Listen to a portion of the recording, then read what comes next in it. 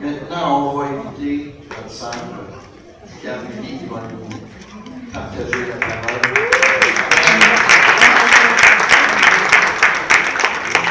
Vous savez, notre sœur Gabrielle, elle connaît tellement bien Jésus qu'elle doit savoir nous en parler, nous en partager. As-tu besoin d'un micro, Gabrielle?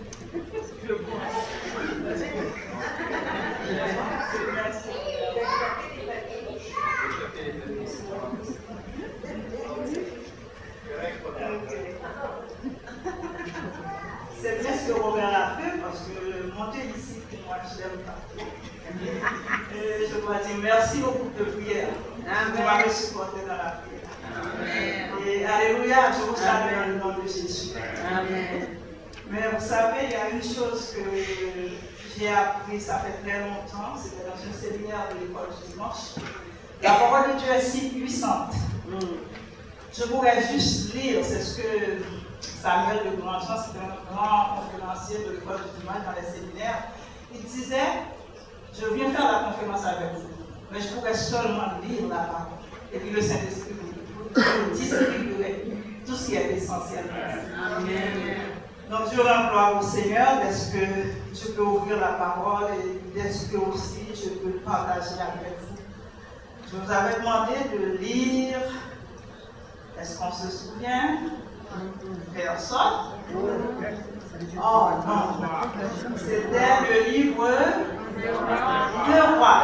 Alors vous allez avec moi dans 2 Rois, le chapitre 2. Allez-y, 2 Rois 2. J'aimerais vraiment qu'on l'affiche, parce que j'aimerais que tout le monde lise avec moi la parole de Dieu. Parce que c'est en lisant que vous allez vraiment recevoir au moins 10% avant même que je parle.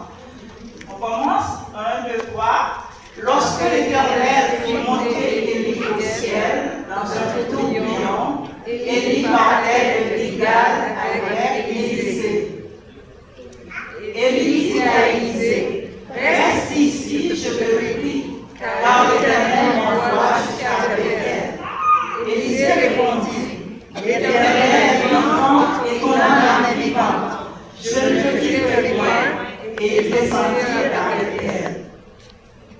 Les fils des prophètes qui étaient à Bethel sortirent vers Élisée. Ils disent, sais-tu que l'Éternel enlève aujourd'hui ton père au-dessus de ta tête? Et il répondit, je le sais aussi, taisez-vous. Élie lui dit, Élisée, reste ici, je te prie, car l'Éternel m'envoie à Jéricho. Il répondit, l'Éternel est vivant et ton âme est vivante. Je ne te quitterai point. Et ils arrivèrent à Jéricho. Les fils des prophètes qui étaient à Jéricho s'approchèrent d'Élisée. Ils lui dirent, sais-tu que l'Éternel enlève aujourd'hui ton père au-dessus de ta tête? Et il répondit, je le sais aussi, taisez-vous. Élie lui dit, reste ici, je te prie, car l'Éternel m'envoie aujourd'hui. Il répondit, l'Éternel est vivant et ton âme est vivante. J'ai la taille de Caroline, puis j'ai à peu près ses genoux. Ok? Ça, c'est un plan de 3 quarts. C'est bon? Ça va bien aller, ça va. T'es-tu correct? Tout ça qui est proche? À distance, vis-à-vis, et eux deux s'arrêtèrent au bord du Jourdain.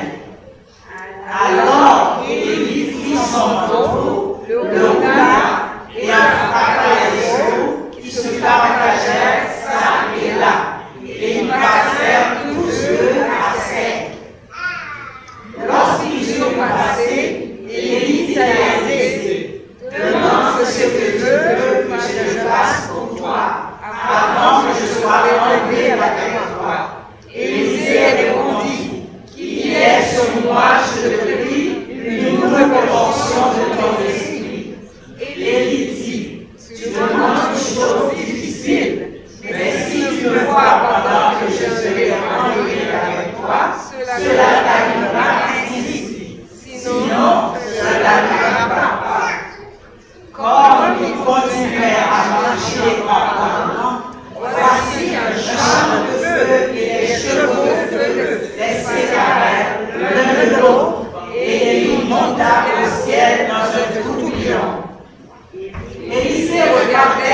criait, mon Père, charge Israël et sa cavalerie. Et il ne le vit plus. Cessant alors ses vêtements, il les déchira en deux morceaux. Et le manteau qu'Élie avait laissé tomber, puis il retourna et s'arrêta au bord du Jourdain. Le verset 14. Il prit le manteau qu'il avait laissé tomber, et il entra par les eaux et dit, où est l'Éternel, le Dieu d'Élie? Lui aussi frappa les eaux qui se partagèrent ça et là, et Élisa passa. On arrête ici là. Non, mais je vais en parler des autres chapitres. Je vous avais dit qu'on va parler d'un serviteur dévoué qui devient un disciple accompli. Amen.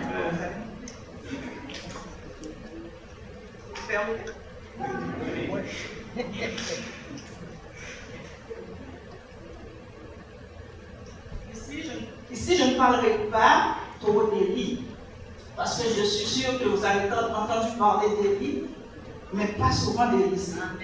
Parce que quand nous voyons depuis de Malachie parle d'Élisée, on arrive dans Luc, chapitre 1er, l'ange Gabriel parle d'Élie encore.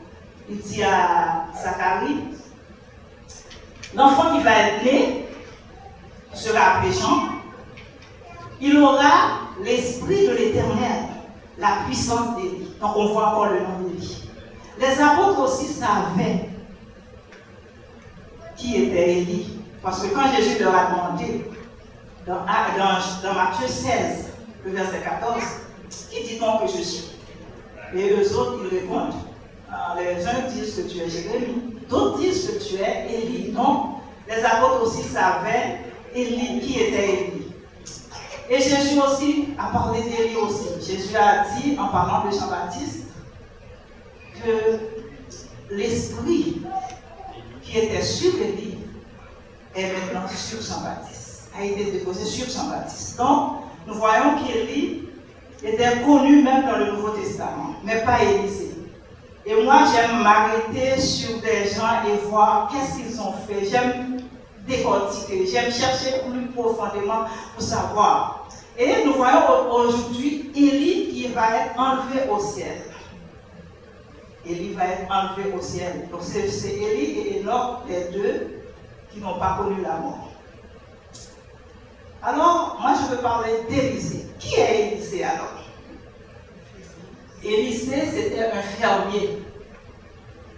D'après 1 Roi 19, le verset 19, la Bible dit que Élisée était derrière les bœufs et il labourait. Mais vous savez, ce n'est pas votre position que Dieu cherche, que Dieu voit, mais il voit votre cœur, il voit qu'est-ce que tu peux apporter. Parce qu'il a dit à Élie, donc tu vas aller dans la ville, et tu vas aller dans les champs, tu trouveras Élisée, et tu pourras loin pour te remplacer comme prophète. Et c'est ce qu'Élie a fait. Il est allé et il a trouvé Élisée, et il a lancé son manteau sur Élisée, pendant qu'Élisée était derrière les bœufs. Et Élisée a compris. Quand Élie lui a lancé le manteau, il a compris qu'il devait laisser les bœufs, qu'il devait laisser le champ et qu'il devait suivre Élie. Et c'est à partir de ce moment-là qu'il devint un serviteur pour Élie. Quelqu'un qui suit Élie pas à pas. Où Élie allait, donc il le suivait. Et il était témoin des miracles que faisait Élie par la bouche de l'Éternel. Il était toujours avec Élie. Et maintenant que Élie arrive dans le temps où l'Éternel a annoncé que tu dois partir, et il a dit à Élisée. Mais en disant ça à Élisée, il était à Gilgal. C'est dans un village. Il a dit à Élisée, alors ici, tu restes ici. C'est vrai, je veux m'enlever. Mais tu vas rester ici. Mais vous voyez la réponse d'Élisée, comme nous l'avons lu. Élisée lui a dit, l'Éternel est vivant, et ton âme est vivante, je ne te quitterai pas. Et il continuait à marcher, parce que c'est comme Élie avait des fils, des prophètes dans chaque ville. Et puisqu'Élie allait partir, c'est comme un adieu, c'est comme un au revoir. Il devait passer à sortir de Gilgal, passer à Bethel, sortir de Bethel, passer à Jéricho, sortir de Jéricho et passer jusqu'au Jourdain. Parce qu'à chaque ville, il y avait les fils des prophètes. Peut-être ces fils des prophètes-là, Élie les enseignait. Et avant de partir, comme Paul faisait aussi, avant que Paul retourne à Jérusalem, il passait toujours dans chaque ville où il avait implanté des églises, et il disait, je vais retourner à Jérusalem. Et c'est ce qu'Élie a fait. Élie a passé dans toutes les villes. Mais si on remarque dans la lecture, à chaque ville qu'Élie arrive, il dit à Élisée, tu arrêtes ici, parce que moi, l'Éternel m'appelle à une autre ville. Et Élisée répond, non, l'Éternel est vivant et ton âme est vivante, je ne te quitterai pas. Mais vous savez aussi, il y avait les fils des prophètes. À chaque ville, quand Élie leur a annoncé cela, il voulait arrêter Élisée. Et ils disent à Élisée, sais-tu que ton maître va être enlevé aujourd'hui? Et Élisée leur dit, oui, je le sais. Mais moi, ce qui m'intriguait, c'est tes saisies. Alors je cherchais pourquoi il disait tes saisies. Vous savez, vous remarquez le langage d'Élisée avec Élie et le langage d'Élisée avec ses fils des prophètes. C'est parce que, selon moi, à chaque fois qu'Élie leur avertit qu'il va partir, tous restent assis à leur place. Parce que tous ne veulent pas sortir plus loin avec Élie. Mais ils veulent aussi qu'Élisée reste avec eux. Il faut qu'il y ait plus Et d'espace. je suis sûr qu'Élisée dit non. À l'arrière de J'ai commencé mon service avec Élie. C'est plus Je ne joli vais quand pas il y a plus arrêter. Et rien ne pourra m'arrêter. Ici. Et souvent Ça, aussi dans la vie, il y a des choses qui nous arrêtent. Et souvent, ce n'est pas loin. Les choses qui nous arrêtent, bien les gens qui nous arrêtent, ce sont des gens parfois qu'on ne s'y attendait même pas. Et ils peuvent nous arrêter. Mais quand le Seigneur nous donne le discernement, la grâce, qu'est-ce qui arrive? On continue. On continue. Et surtout aussi, j'ai pensé pourquoi les fils des prophètes lui posaient cette question. Sais-tu? Le sais-tu? Élisée marche face à pas avec Élie et pourtant il lui pose cette question-là. Et je me suis dit, quand on regarde dans même 2 Rois, le chapitre 3, le verset 11, on surnommait Élisée l'homme qui versait de l'eau sur la main d'Élie. Cela signifiait, c'est un serviteur. Il n'est pas un prophète, c'est un serviteur. Et les fils des prophètes pensaient que Élisée n'avait pas connaissance qu'Élie allait être enlevé. Mais heureusement, Élisée avait quelque chose en tête que personne ne savait. Les fils des prophètes ne le savaient pas, ni Élie. Et c'est pourquoi ils ont fait ensemble le chemin. Mais c'est quand le temps de séparation est arrivé. Vous savez, il nous arrive souvent de commencer très bien et parfois on arrête en chemin. J'aimerais qu'on lise encore le verset où les fils des prophètes sont arrivés à distance, jusqu'au bord du Jourdain. Ils restent à distance parce qu'ils sont des observateurs. Ils sont là juste comme des spectateurs. Ils pensaient aussi qu'Élie allait être monté jusqu'au bord du Jourdain. Ils ne pensaient pas qu'il y aurait quelque chose après, puisque Élie a dit qu'il allait quitter. Et vous savez, le Jourdain, c'est un fleuve. Le Jourdain, c'est un fleuve. Il ne pouvait pas passer juste à pied sec ainsi. Mais heureusement, Élisée ne s'est pas arrêté. Élisée a continué le chemin. Et arrivé au bord du Jourdain, le verset 8, qu'est-ce qui est arrivé? Élie a pris son manteau, il l'a enroulé, et ensuite il frappa les eaux. Et qu'est-ce qui est arrivé à ces eaux? Les eaux se partagèrent. Et Élisée et Élie, les deux seuls, ont passé à sec. Les deux seuls ont passé à sec le Jourdain. Et moi, en lisant, je dis, mais Élisée savait l'histoire de Moïse qui a frappé avec son bâton et la mer Rouge s'est ouverte. Élisée savait aussi l'histoire de Josué avec l'arche de l'Éternel a ouvert le Jourdain aussi et le peuple d'Israël s'est passé. Mais maintenant, ce n'est pas une histoire pour Élisée. Parce que vous voyez, la persévérance d'Élisée a permis qu'il expérimente ce qu'il avait lu dans les histoires. Ça, c'est la persévérance, ça, c'est le dévouement. Et leçon à tirer aussi, je réalisais à chaque fois qu'il y a des attaques, parce que les prophètes étaient, les fils des prophètes étaient ceux qui voulaient attaquer la fidélité d'Élisée. Parce qu'Élisée était fidèle avec Élie et aussi, puisque il voulait le décourager, il voulait l'arrêter, la distraction. Parfois, dans notre vie chrétienne, l'ennemi veut mettre de la distraction. Et ce sont ces distractions-là qui nous empêchent d'avancer. Et nous voyons, Élisée, ce n'était pas seulement l'attachement qu'il avait pour Élie, mais il avait quelque chose de plus élevé. Parce que, en traversant le Jourdain, maintenant, c'est comme s'il a réussi le test de fidélité.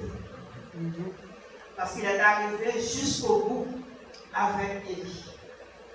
Et maintenant, Élie lui pose sa question. Demande ce que tu veux. Alors, imaginez, qu'est-ce que vous aurez vous-même demandé?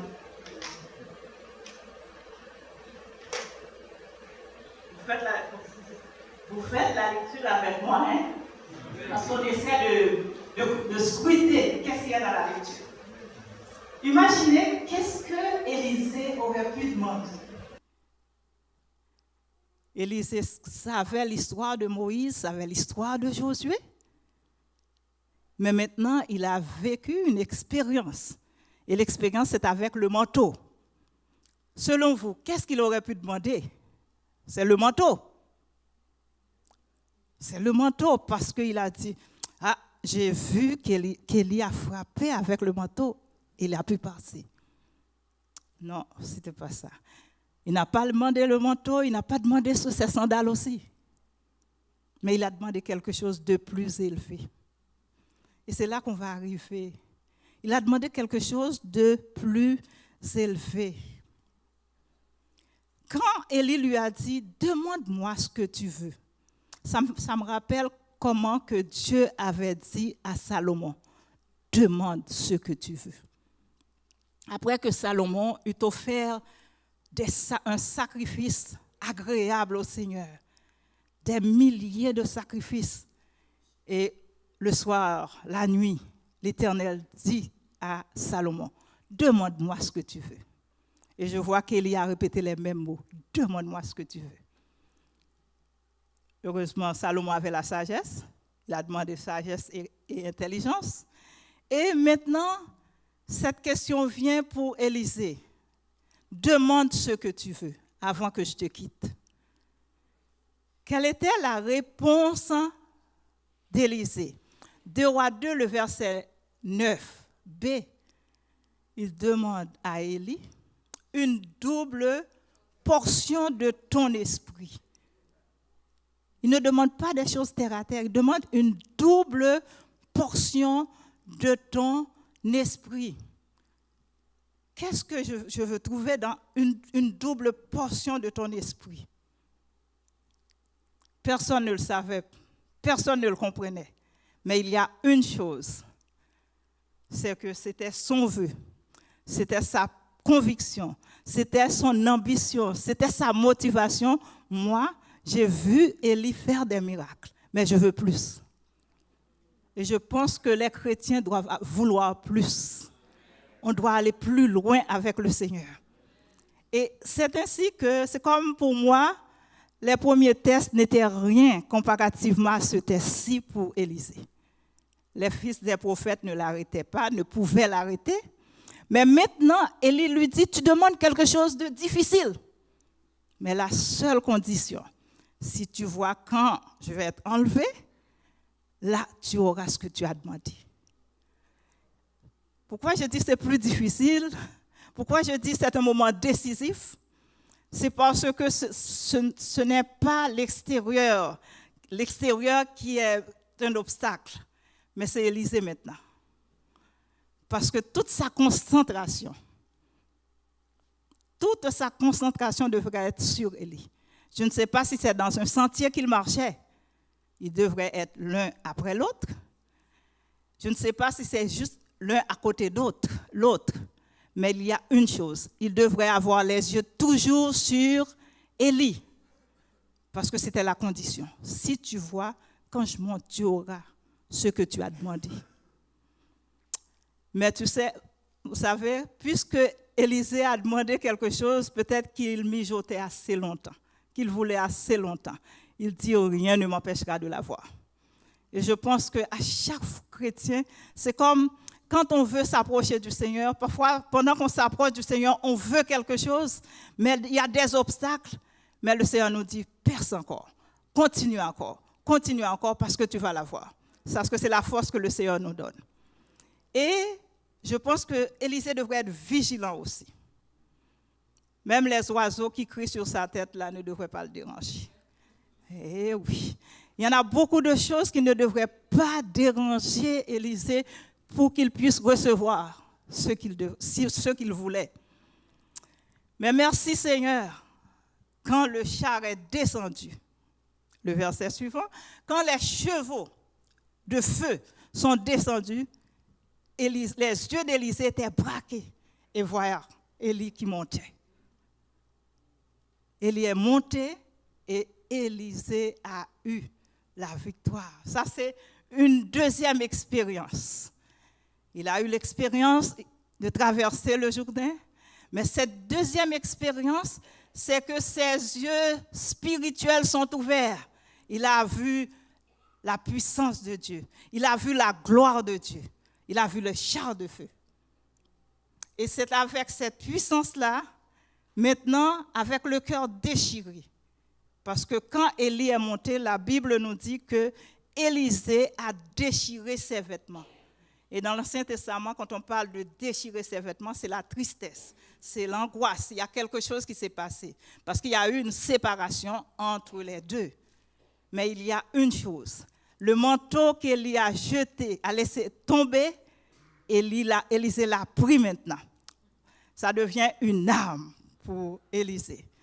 Et cette arme-là, Élisée dit, je ne peux pas rester de l'autre côté du Jourdain, parce que ce n'est pas ma maison. Il faut que je traverse le Jourdain. Et puisque je dois traverser le Jourdain, maintenant, je vais faire comme Élie a fait. Je vous avais dit le titre. Le sujet, c'est qu'un serviteur qui est dévoué devient un disciple accompli. Comment il a pris le manteau et il avait vu le geste qu'a fait Élie. Et il est arrivé devant le Jourdain. Il a fait le même geste. Il a dit, où est l'Éternel, le Dieu d'Élie?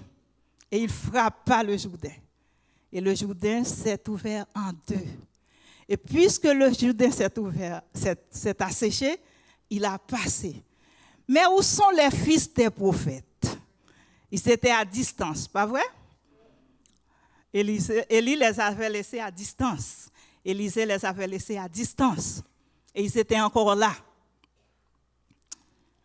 Ils étaient encore là et ils ont vu les merveilles de Dieu et ils ont témoigné. Vous savez qu'est-ce qu'ils ont dit? Ah, l'esprit d'Élie est reposé sur Élisée. Mais vous savez, qu'est-ce que je pourrais dire?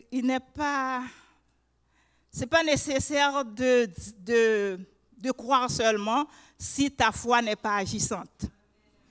Parce que je vais m'expliquer. C'est justement, ils ont vu Élisée revenir. Ils ont témoigné que l'esprit d'Élie est sur Élisée. Mais vu qu'ils étaient juste des observateurs, vu qu'ils étaient juste des témoins passifs, vous savez que c'est un danger parce que maintenant le doute est entré. Vous savez comment le doute est entré? Si on n'a pas lu ces versets-là, le verset 15-16 nous dit que les fils d'Élie ont dit à Élisée, vous savez, votre maître est monté et il est tombé de l'autre côté de la montagne. Et on enverra 50 hommes aller le chercher. Élisée dit non, mes yeux ont vu, il est monté, mais eux autres n'ont pas cru. Et ils ont envoyé des hommes pour aller chercher Élie. Et après 3 jours, ils n'ont pas trouvé Élie. Ils sont revenus. Vous savez, c'est parce qu'ils étaient juste des observateurs. Ils étaient limités. Et le Seigneur ne veut pas qu'on soit limité, il veut qu'on aille plus loin. Et quand je regarde le manteau d'Élisée, c'est la puissance, c'est l'autorité. Et je me suis dit, Élisée a frappé avec le manteau, ça devient sec, il est passé. Mais nous autres, on a plus que le manteau d'Élisée. On a plus que le manteau d'Élie. Vous savez qu'est-ce que vous avez? Vous avez le sang de Jésus. Vous avez le nom de Jésus. Parce que si c'est en cet instant, dans son temps, c'était le manteau. C'était quelque chose de physique. Mais nous autres, quels que soient les obstacles, qu'est-ce qui vient nous barrer la route? Quand on dit au nom de Jésus, ça se tasse. Ça fraye le chemin. Et je ne sais pas si cela vous arrive, mais ça m'arrive parfois la nuit quand je suis engagé avec l'ennemi.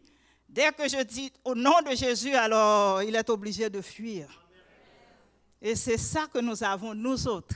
Lui, il avait le manteau. Et je vous dis que Élisée était un serviteur. Mais vous savez qu'il est devenu un disciple accompli. Regardez Luc chapitre 6, le verset 40. Qu'est-ce que Jésus a dit? Luc 6, le verset 40, il parle d'un disciple. Si on ne le trouve pas, mais je vais juste vous lire. Le disciple n'est pas plus grand que le maître, mais tout disciple accompli sera comme son maître. Ce que Élie a fait, Élisée l'a fait aussi. Tout disciple accompli sera comme son maître. Et c'est Jésus qui l'a dit. Alors, Jésus nous appelle à être des disciples accomplis. Jésus ne veut pas qu'on soit juste des serviteurs en arrière, mais il veut qu'on soit des disciples accomplis. Et c'est si Élisée a réussi, chacun de nous, on peut réussir. Parce que l'Esprit de l'Éternel, l'Esprit d'Élie était sur Élisée. Mais nous autres, l'Esprit de Dieu est en nous. L'Esprit de Dieu est en nous. Et puisque l'Esprit de Dieu est en nous, Jésus nous donne la liberté parce qu'il nous dit, j'ai fait des œuvres, mais vous aurez le pouvoir de faire encore plus. Encore plus. Et Élisée, avec une bonne... Moi, je vois qu'Élisée, non seulement il avait une bonne motivation, et puis c'est comme Élisée rejoint Paul qui dit « Aspirez aux dons les meilleurs ». Le manteau est trop minime. Les sandales sont trop minimes. Mais je veux une double portion. Une double portion. Alors moi, je cherchais, je dis, qu'est-ce que cela pourrait être? Une double portion. Et quand j'ai regardé, je voyais qu'Élie a fait des miracles. Oui, par la main, par la bouche de l'Éternel, Élie a fait des miracles. Mais souvent, quand j'ai lu les miracles d'Élie, je vois que c'est des miracles de jugement. Il a prié pour qu'il ne plût point. Il n'y a eu plus de pluie. Comme s'il a parlé, il a prié que le feu de Dieu descende. C'est comme des prodiges, des miracles de jugement. Mais quand je lis les chapitres suivants de la vie d'Élisée, je vois que c'est un prophète de restauration. De restauration, parce qu'il a fait des choses extraordinaires, mais c'est pour aider, c'est pour consoler, c'est pour restaurer des gens. Et si je vais juste vous donner quelques exemples. Il y avait la veuve dont le créancier voulait prendre ses 2 enfants. Il lui a demandé, mais qu'est-ce que tu as à la maison? Il dit, juste un pot d'huile. Il dit, allez, rassemble des vases. Demande des vases dans ton voisinage et verse dedans. Avec ce petit pot d'huile, elle a rempli tellement de vases et l'huile s'arrêta quand il n'y avait plus de vases. Donc, il a sauvé la vie de cette femme-là. Nous voyons le fils de la Sunamite, toujours dans 2 Rois 5, 14, où il l'a ramené à la vie. Nous voyons aussi que Naaman, le Syrien, le général, il était un lépreux. Et Élisée lui a dit, va te laver 7 fois dans le Jourdain et tu seras pur. Et il est allé et il s'est lavé et il est devenu pur. Nous voyons aussi qu'Élisée, même après sa mort, cette puissance qui était en Élisée, même après sa mort. J'aimerais vraiment qu'on lise ce verset-là. Quand je le lisais, je dis, waouh, quand Dieu nous donne quelque chose, il ne le prend plus. Nous pouvons négliger les dons que le Seigneur nous donne. Mais lui, il est fidèle. Puisqu'il est fidèle, il ne va pas le prendre.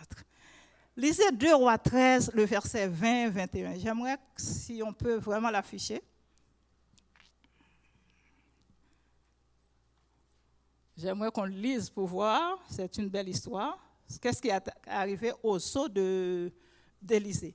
Élisée mourut et on l'enterra l'année suivante. Des troupes moabites pénétrèrent dans le pays. Verset 21. Et comme on enterrait un homme, voici on aperçut un de ces troupes et l'on jeta l'homme dans le sépulcre d'Élisée. L'homme alla toucher les os d'Élisée et il reprit vie et se leva sur ses pieds. La puissance de Dieu imprégnait la vie d'Élisée. Au début, on disait Élisée était l'homme au service d'Élie parce qu'il versait de l'eau. C'était un serviteur. Ensuite, avec tout ce qu'Élisée a fait, on l'appelait l'homme de Dieu. Et souvent, en lisant toutes les histoires d'Élisée, c'est quelqu'un qu'on ne parle pas souvent, j'ai réalisé qu'il y a beaucoup de similitudes avec Jésus. Il avait 20 pains, il y avait 100 personnes, et on lui dit, oh non, 20 pains, ça ne suffira pas pour 100 personnes. Il a dit, ok, tout le monde va manger, il va rester. Et exactement, les 100 personnes ont mangé et il en restait encore. Jésus a guéri les lépreux. Jésus a fait ressusciter les morts. Il y en a beaucoup de choses que je vois, il y a beaucoup de similitudes. Et j'ai réalisé une chose. Élisée avait reçu cette double portion parce qu'il a fait plus de miracles qu'Élie. Mais c'était pour le bien du peuple. Et nous autres, ce que le Seigneur nous donne, ce n'est pas pour toi. Ce que le Seigneur dépose en toi, qu'est-ce que tu as que tu n'as pas reçu? C'est ce que Paul dit dans Corinthiens. Qu'est-ce que tu as que tu n'as pas reçu? Et si tu l'as reçu, tu le mets à la disposition du peuple de Dieu. En préparant le message, j'ai dit, Seigneur, je vois que l'Église va tellement de bon train. Merci Seigneur. Soit dans la prière, soit en grandissant en nombre, en tout. Mais je dis, Seigneur, il y a quelque chose. Tu ne veux pas qu'on reste stationnaire. Tu veux qu'on aille plus loin. Puisque le Seigneur nous a dit, non seulement il dit travaille de mieux en mieux, et il dit vous allez faire de plus grandes choses. De plus grandes choses. Ce qu'Élisée a fait, c'est peu de choses de ce que le Seigneur veut qu'on fasse. Pourquoi j'ai dit ça? C'est parce que ce que sa bouche a dit, c'est oui, il l'accomplit. Il a dit dans Acte 1, le verset 8. Est-ce que vous savez ce verset? Il nous a donné sa puissance. Le Saint-Esprit viendra sur vous et vous recevrez une puissance. une puissance. Ce n'est pas une puissance pour s'asseoir. Ce n'est pas une puissance juste pour se regarder, mais c'est une puissance pour partir. Parce qu'il a dit, vous recevrez une puissance. Vous avez reçu aussi le pouvoir. Élisée en a tout, mais nous aussi, on a le pouvoir. Parce qu'il a dit dans dans Luc 10, verset 19, je pense que c'est un verset connu. Qu'est-ce qu'il a dit? Il a dit que je vous ai donné le pouvoir de marcher sur les serpents, sur les scorpions et sur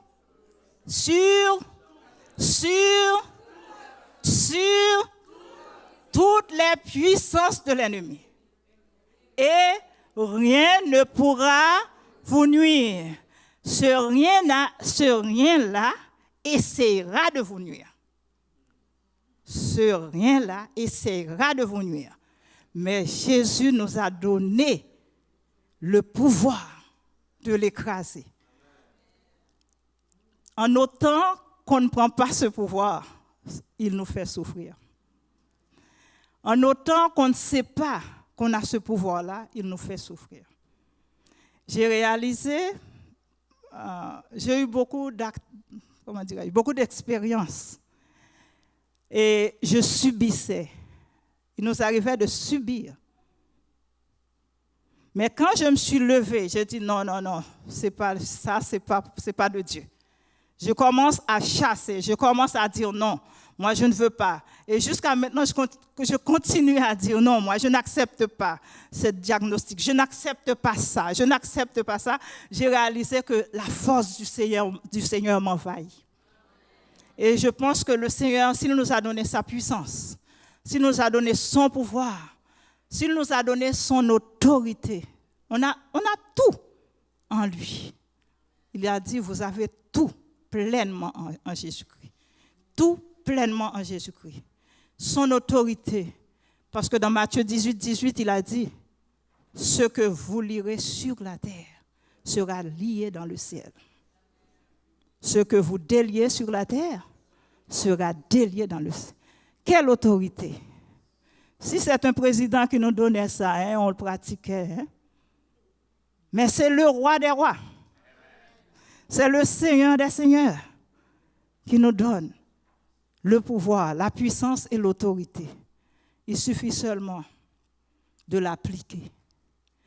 Et ce soir, je dis, Seigneur, nous avançons avec toi, c'est vrai. L'Église avance, c'est vrai. Mais nous avons besoin de quelque chose encore de plus. Vous savez, je pense que la gourmandise n'est pas un péché dans le domaine spirituel. Parce qu'il n'y a pas d'indigestion là-dedans. Autant qu'on veut manger la parole, mange la parole. Autant qu'on veut rester dans la présence de Dieu, on ne sera jamais fatigué et Dieu ne sera jamais lassé. Il suffit seulement qu'on décide de vivre ce que le Seigneur veut. Quel est mon objectif? Quel est mon but? Qu'est-ce que je veux? Comme Élisée, rien ne l'arrêtait. Et il a pu obtenir tout ce qu'il voulait. Tout ce qu'il voulait au-delà. Parce qu'il ne savait pas, peut-être même quand il a dit « je veux une double portion », il ne savait même pas c'est quoi une double portion. Mais le Seigneur s'est servi avec lui. Je vous ai dit au début, il avait de nouveaux yeux. C'est quand les Syriens, l'armée syrienne est entrée dans la ville. Et son serviteur lui dit « Seigneur, Seigneur, nous sommes pris parce que la ville est envahie avec des militaires. » Et il dit « Reste tranquille. » Et il dit à l'Éternel « Éternel, ouvre les yeux de mon serviteur et il verra. » Et quand l'Éternel lui a ouvert les yeux, il voyait des chars de feu entourer la ville aussi. Pourquoi? Parce que ses yeux spirituels étaient ouverts. Donc le Seigneur veut que nos yeux spirituels aillent tellement loin. Et le Seigneur veut aussi qu'on ait une sainte colère. Ce n'est pas pour rien que nous sommes ici. Si le Seigneur nous a laissés sur la terre, nous ne sommes pas partis comme le larron, là, comme celui qui était juste à sa droite ou bien à sa gauche, je ne sais pas. C'est parce qu'il veut qu'on soit non seulement sel, lumière, mais qu'on rentre dans la bataille pour lui. Et ce soir, c'est ce que le Seigneur m'a mis à cœur. Quand je regarde l'Église primitive, les premiers chrétiens, je voyais, il y avait des miracles. Et même avec ces miracles-là, les gens étaient offensés. Les Sanhédrins, les Sadducéens, les pharisiens, ils étaient offensés. Mais quand ils entendaient Pierre et Jean qui parlaient, ils disaient, mais c'était des gens du peuple. Comment? Qu'est-ce qui leur a appris tout cela? Et ils se questionnaient. Et ils disaient, dans Actes 4:16, ils disaient, mais le miracle est là. Nous ne pouvons pas le nier. Parce qu'il y a un miracle. Et puisqu'il y a un miracle, c'est parce qu'il y a un miracle et les gens venaient. Les gens croyaient plus au miracle maintenant qu'au Sanhédrin.